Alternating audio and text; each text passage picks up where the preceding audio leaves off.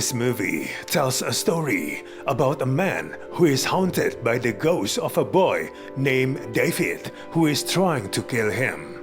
This movie is based on a Twitter thread in 2017 that went viral as it chronicled the eerie happenings within the user apartment.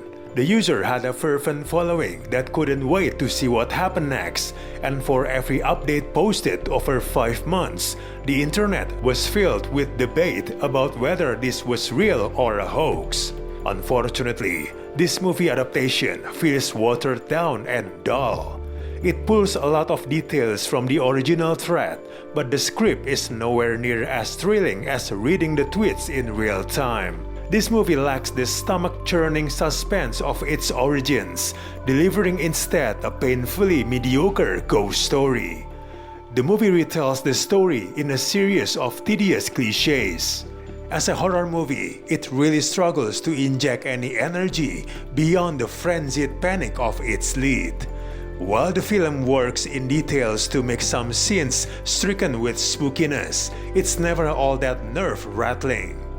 None of the scenes feel frightening or interesting enough to carry a whole movie, with a story constantly failing to convince the audience that it has the goods to keep our interest intact.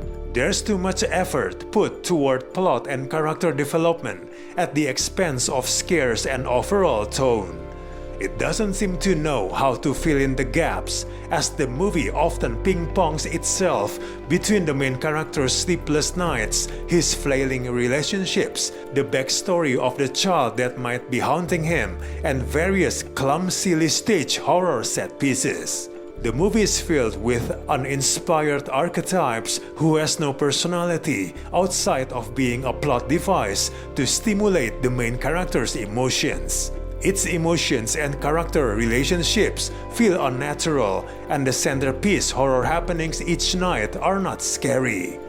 Everything feels muted, from the narrative themes to the frights. The movie insists on flirting with the concept of online bullying without any real intention of committing to that element of the story. It delivers a lousy argument against cyberbullying, as there's never any substantive statements about it beyond how much internet trolls annoy the main character. Overall, this movie is not worth your time. We do not recommend this movie at all.